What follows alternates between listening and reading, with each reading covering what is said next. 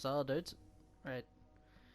What you're about to watch, hopefully, is a solo flawless of the Pit of Heresy dungeon.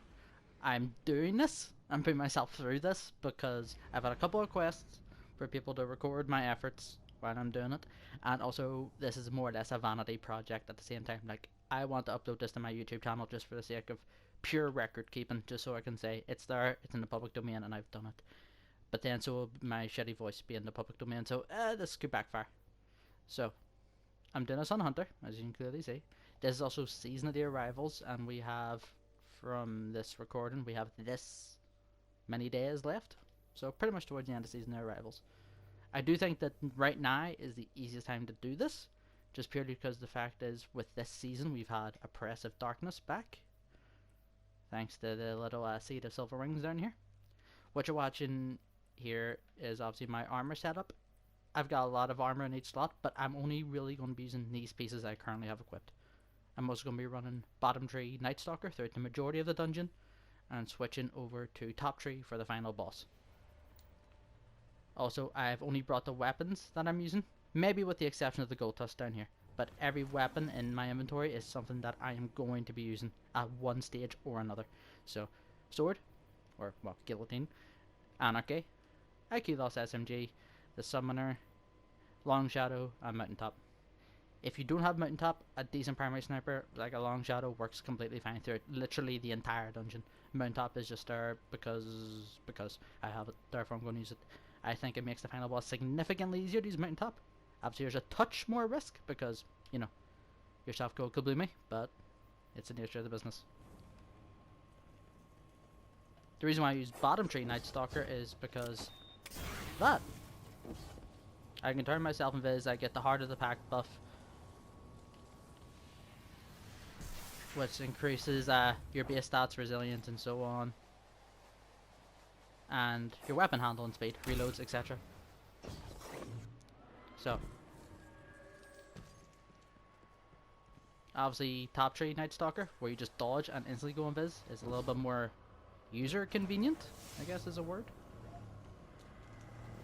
But for the low price of one extra step of dodging and then throwing a smoke at your feet, you get bonus stats as well as an invisibility a lot longer, which I think is the much better trade-off in that scenario.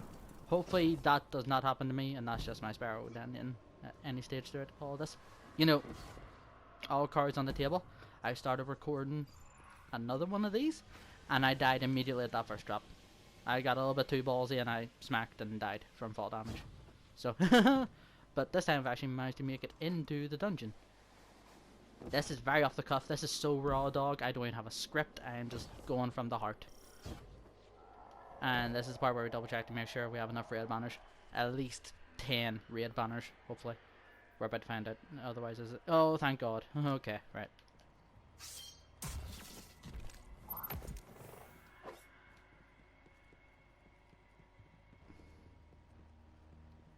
Right.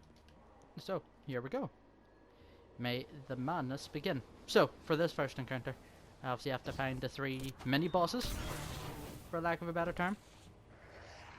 But you always want to go to this first building, the letter A, to start off with. Because you unlock the first sword bearer, you kill him, and then I'll let the sword bearers spawn on the rest of the bridges throughout this encounter. Just take your time, there's absolutely no rush.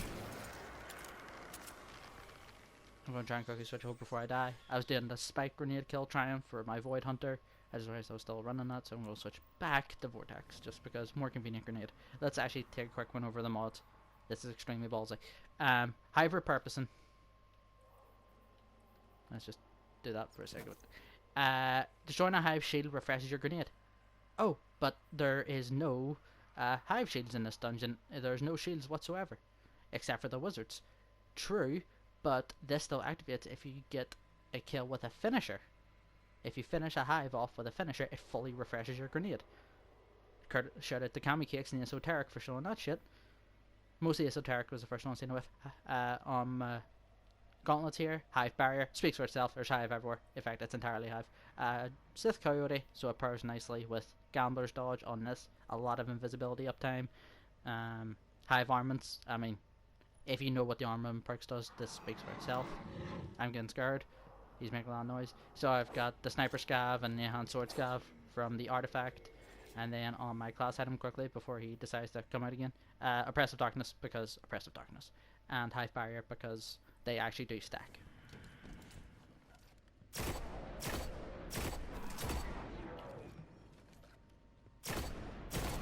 Okay, so this is where we take a quick peek at our symbols. We have, I know in my mind's eye, in my head, what I call these, but I call that sentry, spider, and burger. This is a weird set of symbols. I probably never got these before, but I'm going to start off with spider just because it's right beneath me, more or less.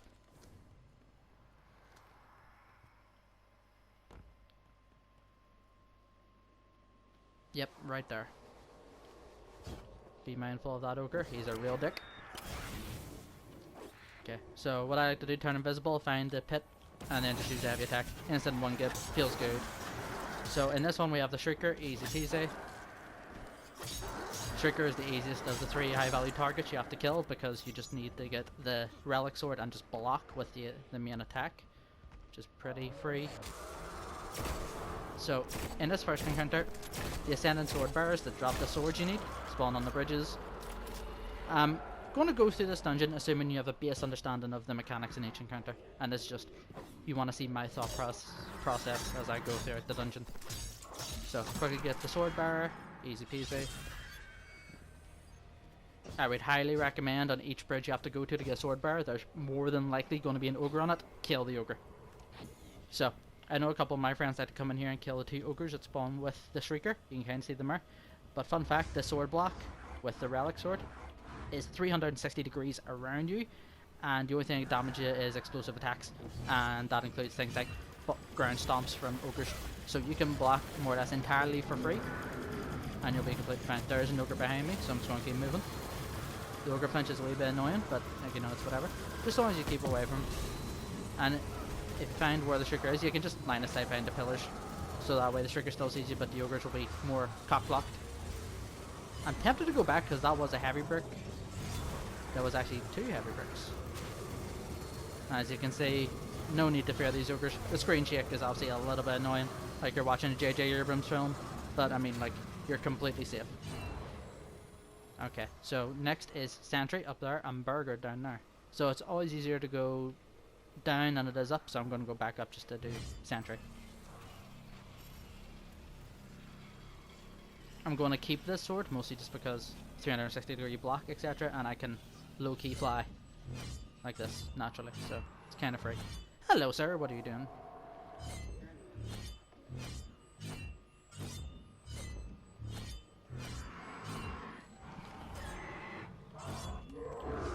Oh, okay. So, trying to sword fly, and the sword locked onto the ogre, and I swiped into him, so now to be aware of. Unfortunate thing, but it just happens. Didn't really cost me anything. Just a mini heart attack. Okay, so here we go. Another knight, another ogre. Turn of Viz. Relatively free. Find as Boyo. Guillotine heavy. Bang. Right, so we have wizards. This is arguably going to be the one that people are going to have the most fun with. Bounty completion. Poggers. I get season pass 389. I can need more of those. So, same logic as always. Find the ogre. Just remove him from this plane of existence. Okay, so we have the sword bearer down there. He swiped me, but it's fine. Okay, right. If you are a Titan doing this solo flawlessly, I recommend bubble the entire way through, because bubble is bubble. And its melee attack, even whenever not fully charged, heals you. And also you can pop a bubble right at this doorway, or whatever doorway where you have the wizard, and then just like turn yourself into a turret with this sword, and just destroy her in like 2 seconds. But obviously since I don't have that benefit, I'm going to have to play this a little bit cheeky. Essentially what I like to do is I like to try and spam like the jump shot like this, because the wizard blasts are AoE. Basically like they're firing C4s at you, or if you play Rainbow Six Siege, impact grenades. So if you jump, that means they're not hitting the ground, and therefore you're not getting any splash damage. They have to hit you dead on. And if you remember from the Shrieker, this blocks you from everything except explosive damage. So I'll demonstrate this. So even if you block their attacks, if they still land near you, they still do that little bit of damage. So that's obviously something to bear in mind. Okay, and then the final symbol is burger, right beneath us here. Or capital E, or whatever you want to call that symbol in the screen right now. I fell into the rock. Poggers. Right. Burger is arguably one of the most hardest ones to do in this first encounter. Why? Because it's connected to two bridges, which means you have two ogres. One on the left, one on the right. See, there he is. So I'm going to deal this boyo right here. Somehow that third shot was a headshot. I strongly disagree, but I got it for free, so it feels good. Does this ogre know I'm alive? He does know I'm alive. So whenever I'm doing this with buddies and we ever get burger, I always do this because it is arguably the most difficult. The reason why you're about to find out is because as soon as you deal with the knight and all the acolytes helping protect him, more of them spawn out from the side caves. Unfortunately that locked onto someone else, so it's not really a big deal. Fun fact, if you're a hunter trying to get your smoke pellet back, always dodge with your weapon out, not your sword, because if you dodge with your sword out like this, it doesn't actually refresh your melee ability. I'm assuming just due to the sword energy changes, that is an interaction that happens. Okay, so as you see, I killed that first knight, and then a bunch of acolytes came out from that cave exit, and that cave exit over there. Just, they jump you, I don't know why. Okay, I always go to this side to get my sword bearer out. He spawns roughly at the bottom of them steps, right there-ish, but at the same time, more enemies are going to spawn out there. A hive knight and a couple of other enemies. So since I have my grenade up, I always grenade that doorway, especially with oppressive darkness, because it's going to like do some serious damage. So let's do that. Sword bearer comes out behind me. Just let the grenade take care of these geezers. Now there will be some enemies coming across on the opposite side. I've seen them there briefly. You can either choose to ignore them or deal with them. Entirely your choice. If you're going for maximum safety, obviously kill them. Okay, and now it's time for the night. The night bus. Okay, so this is what we do. Ignore the thrall. Well, don't ignore them. If you ever played Red Dead Redemption 1, there's that opening mission where you get to corral the cows with the McFarlane lady. Do that. If you've ever played Nazi Zombies, Call of Duty Zombies, you know what I'm talking about. Just group up the thrall, train them around, and then you can wipe them out in one projectile shot, instead of like trying to deal with them all individually, which is kind of annoying. So for you Dark Souls fans, this is a pretty easy and safe fight. Just 2 swipes block, 2 swipes block. Oh, in that case where you break a shield and you go in. Yeah, so against that knight, just 2 swipes. Well, that was more than 2 swipes. 1, 2, block his attack. 1, 2, block his attack. So yeah. Now we've done all 3. We step towards the light. So not too bothered by them and spawning in because I'm going down here anyway. So there's another pit keeper down here, even though he's just called our Revenant Knight, but it's essentially the same thing. So I'm going to get my invisibility back prematurely. I'm going to gut him with the heavy attack, and then I'm just going to go invis again, and then re-get my invisibility back, and then just hide until this door opens, because then everything despawns. If I have to turn invisible again, I can, because I got the smoke pellet back. Okay. And then just like that, we're on to the ogre encounter. This will probably be unedited. I do apologize for that. So if you don't want to see me just traverse the next encounter, thanks to the process of technology, you can probably skip forward if you so desire. I am woeful at editing, so don't expect any screenshots or like click here to skip the blah blah blah blah blah. No, it's not happening. I do apologize.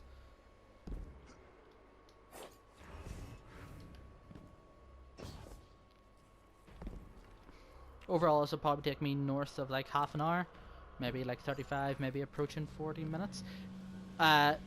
Just one final note, in these caves here, dropping down, and even walking through up there after the first encounter, just be careful, take your time, because there's some dodgy terrain, and the way Destiny be, like, you can die on that, so there's that. If you have a lightweight frame weapon here, like maybe the Gold Tusk, like I have in my backpack, I highly recommend taking it out here, just to increase your sprint speed so you can jump down this corridor in 2 seconds. Right, I'm gonna try and do this without smoke grenades, or without turning vis for as much as I can. Right, so I went down the right hand side corridor first, and then as you get partially the way down, just a couple of last remaining douchebags, it's fine. We can survive. So if you peek out where I first entered here, there's the writing on the wall for the Xenophage quest, and that's the Xenophage doorway there. I believe, yeah, it should be. So I like to enter this tunnel first because it has an exit in the same corridor, just slightly further down. So if the ogre like sees you, you can come down here and exit through here really quickly. So that's a real easy way to slip around that first ogre if you're a warlock or a titan. You can bait him, you can let him see you go into that corridor, then exit further down. So he's no longer like tethered to you. Obviously because hunters are the only one that can turn invisible and say, haha, fuck your shit, and run away. So I'm just going to take my time here because that Hive Knight is being overly aggressive. So I'm turning invis, give my invis back. If you're lucky enough, sometimes he spawns on the opposite side of the room, so that way you can deal with the Thrall and the Acolytes first, but he was right on top of me. And he has a shotgun, so I don't want to fall victim to the shotgun. What do you mean he has a Hive Spreader? Yes, he does have a Hive Splinter Spreader rifle, but if you get up close, it fires a bunch of shots, so it's basically a shotgun. So if you let him close distance, he basically trench barrels you. And I do not recommend getting hit by that whatsoever. So once again, I'm going to try and do this with as minimal invisibility as possible. If you're a hunter doing this, you can turn invisible. Do it, obviously. Real easy. But I'm going to try and do that so it shows like how the other classes can do this. With the other classes, your main advantage is, it's going to sound cheesy, but it's just patience. So I'm going to go out here to dunk. Ogre isn't there. I'm also going to be duplicating this orb. So try and go on square. I am on PS4. Don't at me, PC players. So try and go on square, or to put it more bluntly, if you have changed your controls on your controller, it's swap weapons. So whatever your button is to swap weapons, press that, and then your reload button. Okay, so that ogre in this middle column has moved away. So I'm going to just dunk this orb. I'm not going to bother duplicating it. The reason why is because your next cave on the left here contains another knight and a bunch of acolytes. So I'm going to go in this straight away just to, like, you know, kind of scout my surroundings. I know where everything is. I'm just going to put this down here and then run away.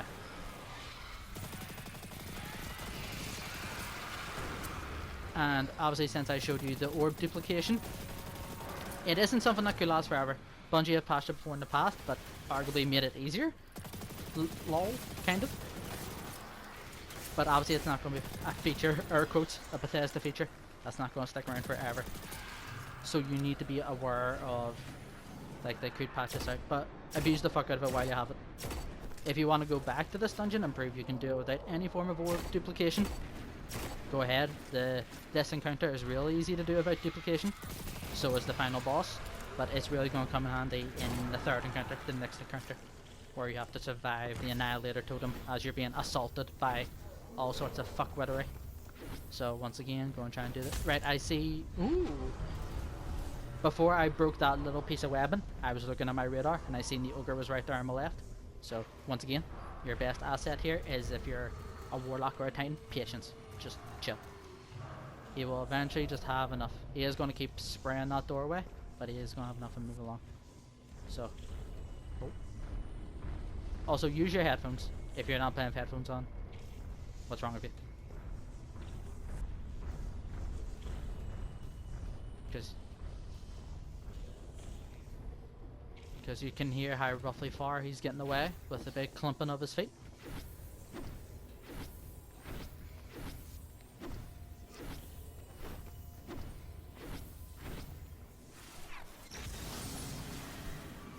Okay. Now this is arguably the most fun encounter on a hunter. Fun as in sarcastic fun as in but it's just all about taking your time. Pretty much. So I am going to be duplicating the orb to make it easier for myself. It's at this stage I would probably switch over to a summoner. The summoner is mostly for the next encounter, where I'm killing the wizards, because I need a solar weapon for their shields. So, but I'll switch over to here because When I'm up around that plate trying to kill the acolytes, I need to shoot the acolyte that spawn over there and over there, so I need more range, and Akilos just doesn't have that, but an auto rifle does.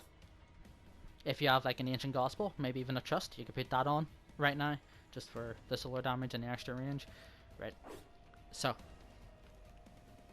I'm going to be using 6 Coyote, turn invisible a lot to duplicate the orb while trying to stay alive on that plate. I'm just going to raw dog it and we'll see what happens. I'm going to... Oh! So, just try and remove as many of these acolytes ASAP. Use your audio again to try to identify which acolytes are going to be tossing grenades. And keep moving. Don't stay in one spot because the grenades burn on the floor. But more so, just don't... Try not to let them, like, get a good beat on you. Don't let them, like, track you down. There's one more acolyte pretty close. Yes, use your radar. Use your radar. Use every tool at your disposal. Right, so I'm just gonna snipe off 2 of these, maybe the 3rd. Just gonna hit a reload. There's the knight. Shot number 1, shot number 2, shot number 3, shot number... PV sniper flinch be fucking making me rock solid as per usual. I'm just gonna go for this knight because YOLO. And then as soon as you get your orb, try and get back to the totem ASAP because obviously it's going to purge, like so. Okay, so now we're going to duplicate the orbs. I can probably get 2 off before I need to go on this. So, this is the stage where it gets real fucking rough, obviously, because at this stage I'm taking so much fucking damage.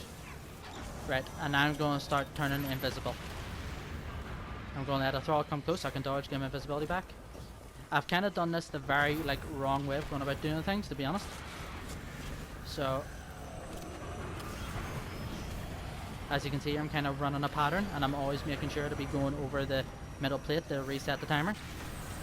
Okay, what you want to do is you want to try and re-enter invisibility here, away from the spot where you dunk.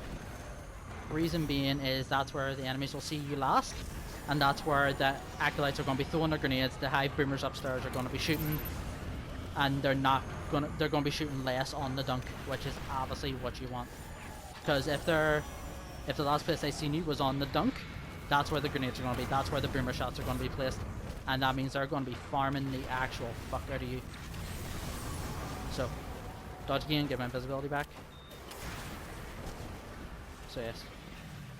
Obviously I was going a wee bit mile a minute, I didn't really explain myself too well, but essentially dunk once, kind of run like this, so you're tipping, you're hitting the plate, invis over here, and you can, like, if you watch that back, you can clearly see that this is where the hive boomers are shooting. Like, when I'm going back here to reactivate my invisibility, you could literally just see shot after shot after shot. It's like a Gatling gun. Now imagine that's happening over there, where you need to be, where you're spending like an extra 1.5 seconds. That's going to kill you. If you're doing this on a Warlock or a Titan, the answer is simple. Duplicate the orb twice, then put your well or bubble right where I'm standing, so it overlaps both the dunk and the plate, and then just every like 2 dupes, go back to the plate, touch it, reset it, and go do it again. And if you got a Helmet 14 and a Well of Radiance, you're basically unkillable.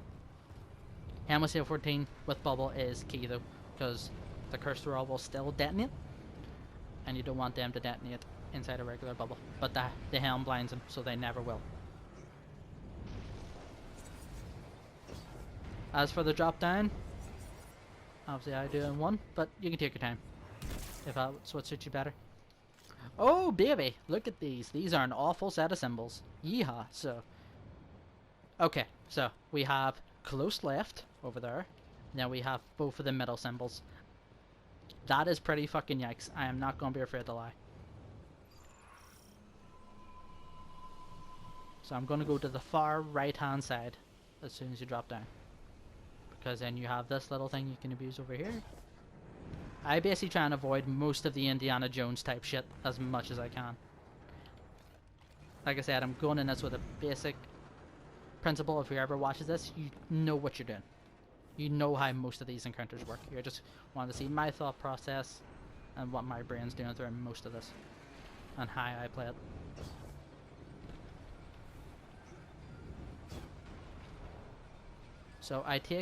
So if you go down to the right hand side, as I did, there's a little cave entrance there.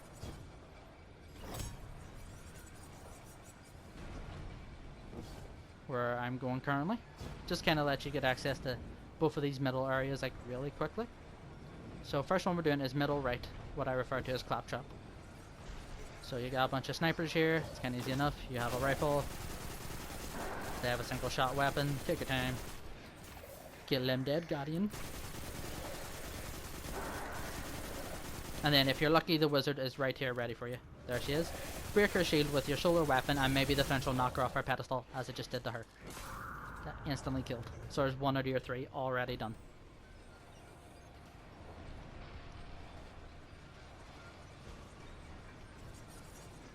Okay. And now I need to do middle left. So what you could do is you could jump over there. But like I said, I try and avoid the Indiana Jones shit. So I'm going to go back to this middle spot here because there's a nice wee cheese spot.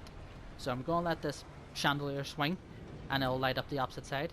Up there, up on that wee ledge. That is a ledge where you can stand. Okay? So we're just going to let it do its business. Mostly just avoid the roller pin of destiny. Right, seeing you now that you're here, you're relatively safe. So you can just wait. Relatively safe. And then that little mound up there, that is another spot where you can stand and go. I know it might be slightly hard to see because it's dark as fuck in here, but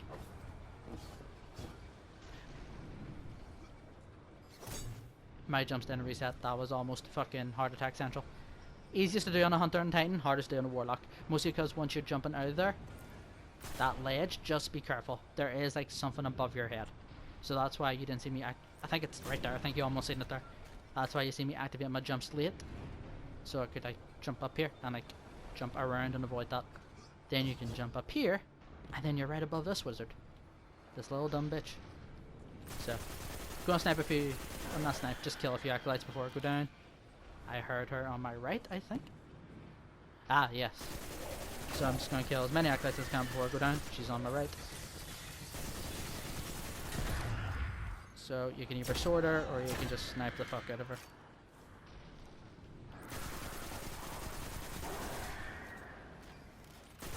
Nice. That acolyte peaked again. That's what I was really looking forward to. Oh, there's another one.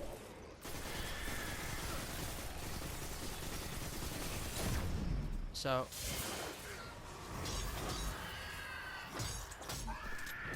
okay, then here comes the fun part. I have to go all the way back down to close left. And there's 2 ways you can go about doing this. Should I try and flex? I think I'm going to try and flex. So, if you kill mid left, jump up to this beam here where the chandelier swings from. I'll just wait here so you can see the chandelier beneath me, hopefully. There it is. So it swings from this. There's another one of those over there. Hopefully you can see it. Okay.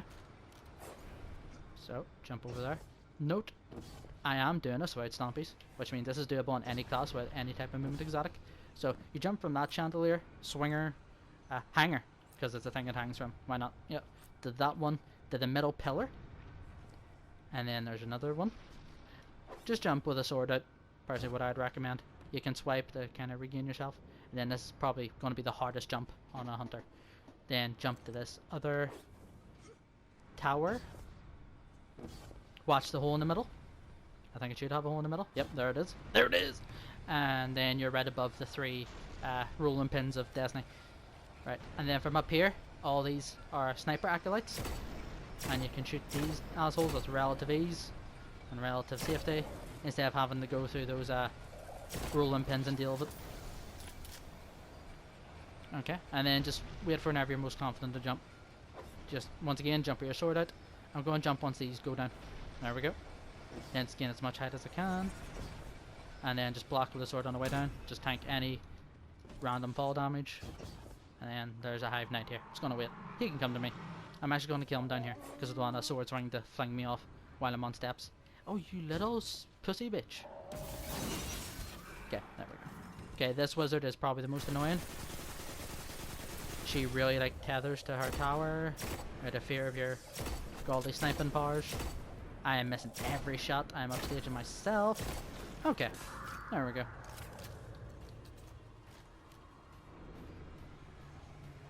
Ideally, you want,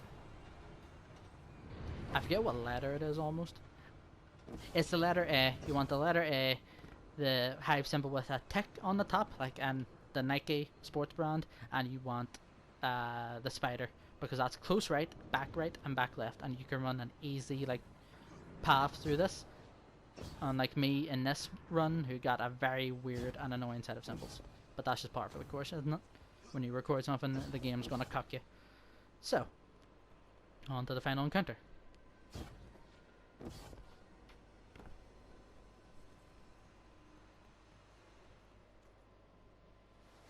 Hello, it's me. So, there we go. So at this stage, this is where the anarchy and the mountaintop in my weapons come out.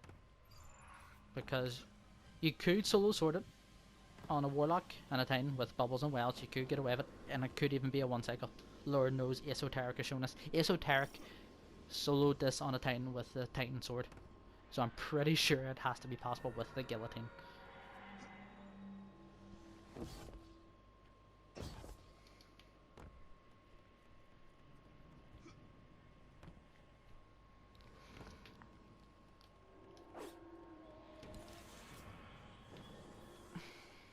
Okay, so this is where the switches happen. So mountaintop, gonna switch back to the Aikilos and Anarchy, and also switch to top tree tether for the single shot big tether, which you'll see why during DPS. And delete this, and then switch over, like I said, to Dragon Shadow, because if you dodge with this, it refreshes obviously your melee attack if you're running gamblers, but also it will reload every weapon equipped, not just the one in your hand. So it's like a marksman gambler's dodge hybrid, which is obviously just extremely cash money. So don't forget to switch your loaders. You're running 2 grenade launchers. Don't be stuck on sniper loader. That is just cry time.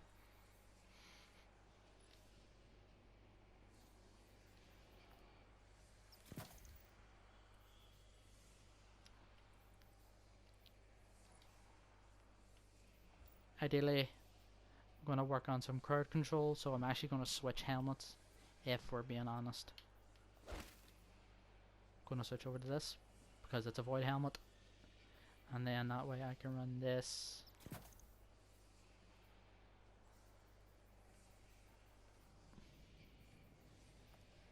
This, and then global reach for my Kilos SMG. This probably should have been the load I was running from the word go, but it's fine.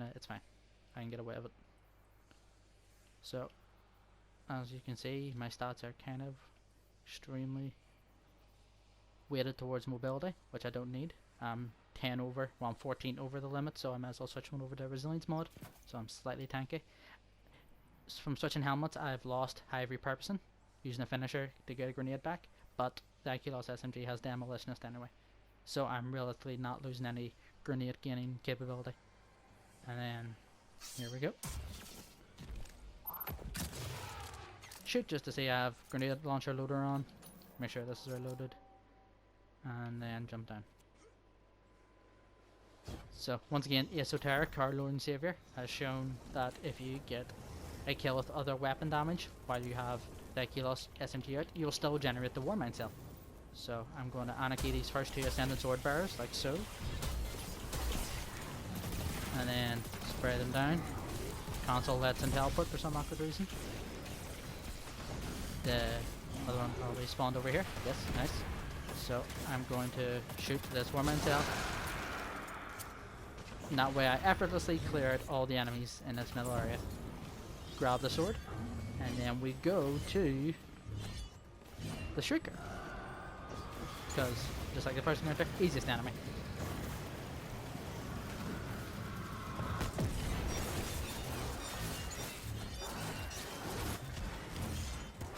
It's not mandatory that I kill these acolytes, but yeah, during DPS it's one less thing throwing a grenade at you. So, whenever you cleanse the first 2 orbs, there is always going to be thrall, and the thrall spawn at precise points. Whatever one you cleanse, a first group of thralls spawn on top of this podium. Then whenever you cleanse the second orb, the second set of thralls spawn on top of this podium. So I always have a way of going about cleansing the orbs. I'll either cleanse this right hand side one or that back one first. Always these 2 first, because ball dupe once again. I say ball dupe once again. This is awkward with a sword bearer right there and the boss. Then these come out, pick up the orb again and drop it. That way it just resets the orb timer. So so it won't like despawn because you haven't used it in a while. Okay. Pick up the void orb again. Move along. Then dunk down one of these ones. Then look, see, high throw. Pick up the orb so it doesn't despawn. Absolutely grill them assholes. And then before I do the final orb for DPS, just get the last sword bearer out of the way. There's no downside to it, you may as well. He is stuck but not taking any damage for some ungodly reason.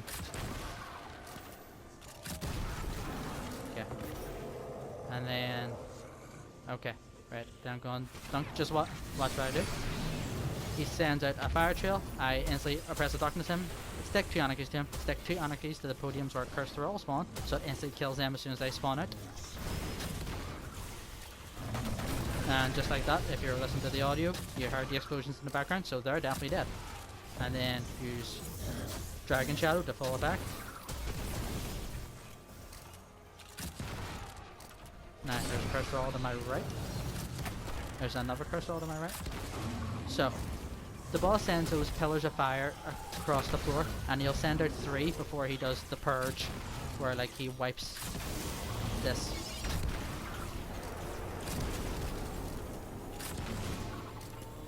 So get the fuck out of there.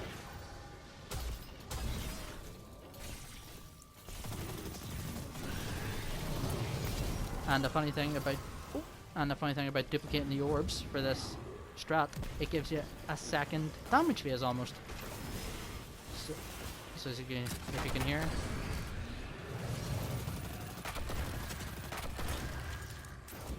you can hear the boss DPS music active. But the thing is, you can't do damage like normal. As you notice, there's no green effect around the middle of the arena. So you have to wait until he's cleansing the middle arena again, and then you can do it. I'm pretty sure that's been 3 fire pillars. It has been. I missed my oppressive darkness grenade. I literally olayed it through his fucking legs. Which is kind of depressing because I lost out some damage in that one. So,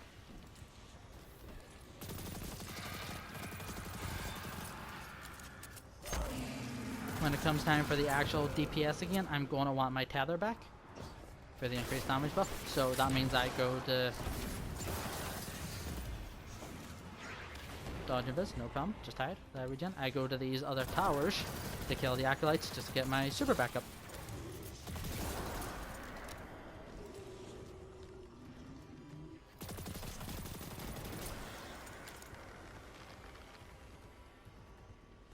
Or if you want to, if you have a quote-unquote super suit, or you have a set of armor maxed out for 100 intellect, then you can just use that and just like hide and let it build up over time if you want to play really safe.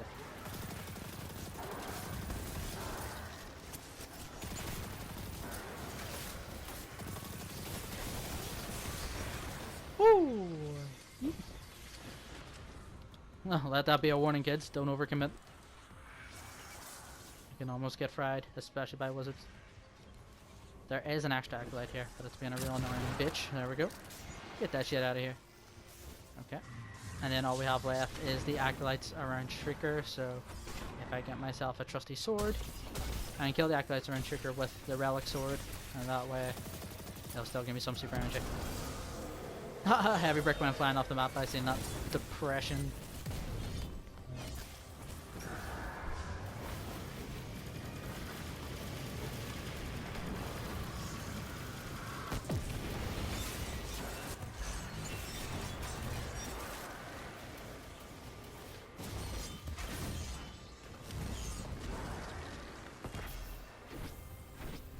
Okay, so same thing. Remember, I'm going to drop this orb here. If I don't have to drop the orb, I can see where my tether is at. It is like 98%, like it's pretty much there. I can just get that back just by killing the thrall that spawned out after the dunks, so I know I'm pretty much good to go. So, that's kind of awkward. That is not so awkward. Pick up the orb so it resets the timer.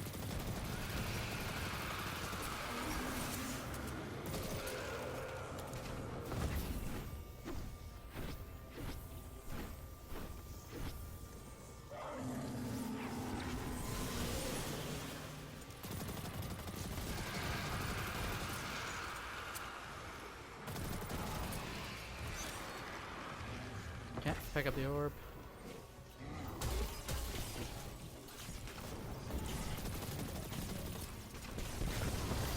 Okay, so down in the comments below, what do you think? Can I finish him here?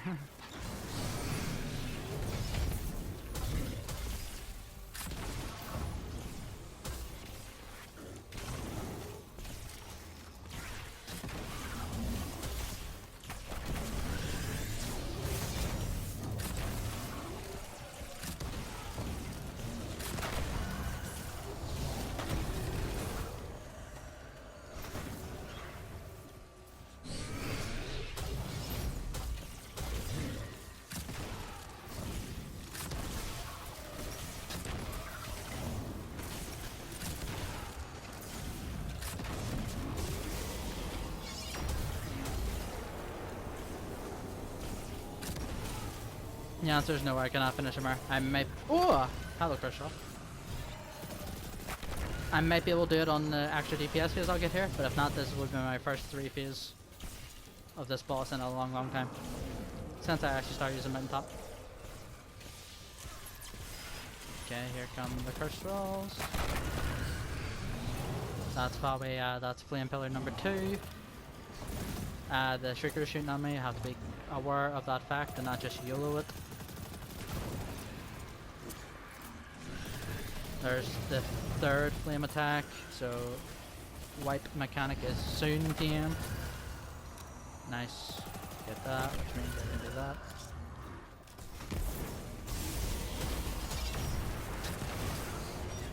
I'm gonna dodge. I'm just gonna go for a 3rd phase. Unfortunately, that Shrieker was still pelting me from downtown, so might as well take it slow and steady. Remember, this is a solo flawless run. You don't have to be afraid of taking it slow.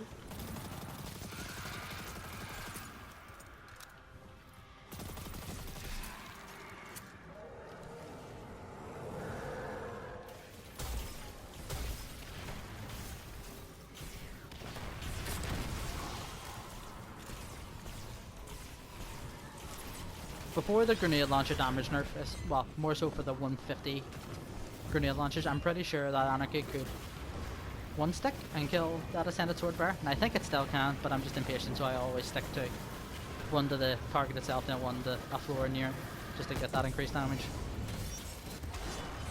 And then we just swipe. Normally I wait on my super, but I mean, he's so low he'll probably die like straight away. Just need to be careful. I'm only seeing one sword bearer, should be fine. You back away. Pussy!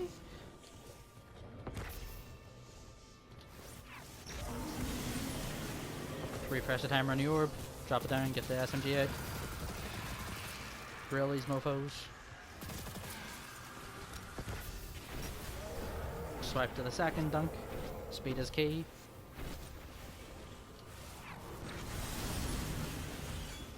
Pick up the orb, put it down so it's refreshed. That Hive Knight is still on me, unfortunately.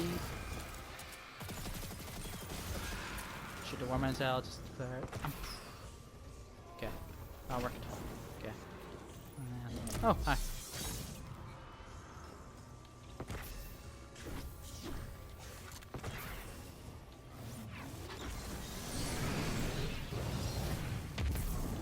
Unfortunately I was already on Anarchy and then switched back off it because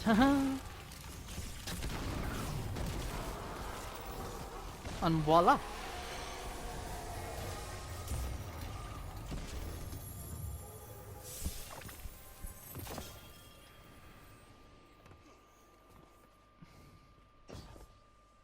Not my best run, hands in the air, I'll admit it. But, I mean, it's never about it being excessively pretty, it's about being cautious and getting the job done. So I'm gonna stick in the thing, stick in this mission to see the end game screen, so we can see exactly how long that took.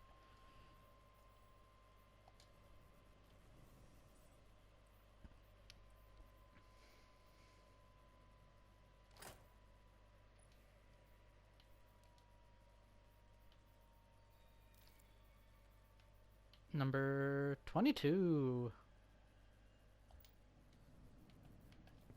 This is how we do it.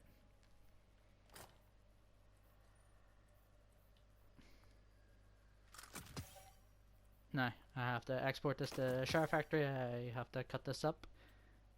That sounds kind of menacing. Don't do that, kids. And then get it processed out. But give my fucking DLA internet, this will probably take at least 2 days to upload. So, what was it? 36 days left of the season or whatever. You'll probably see this on the 34th day left.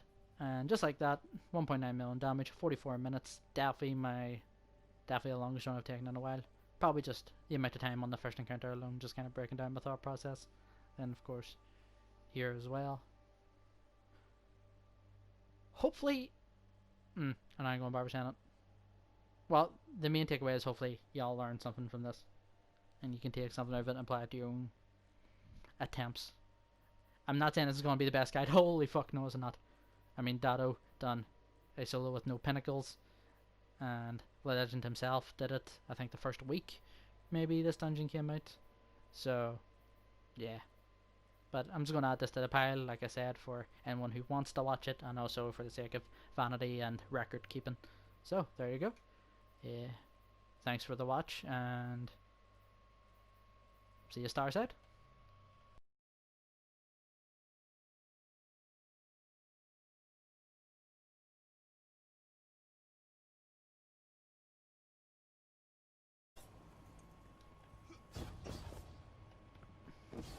Also, I'm showing this on Hunter because I think arguably Hunter has some good aspects, but it's probably arguably the hardest class to do it on.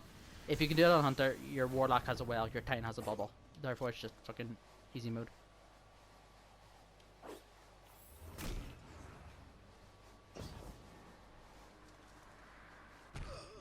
No!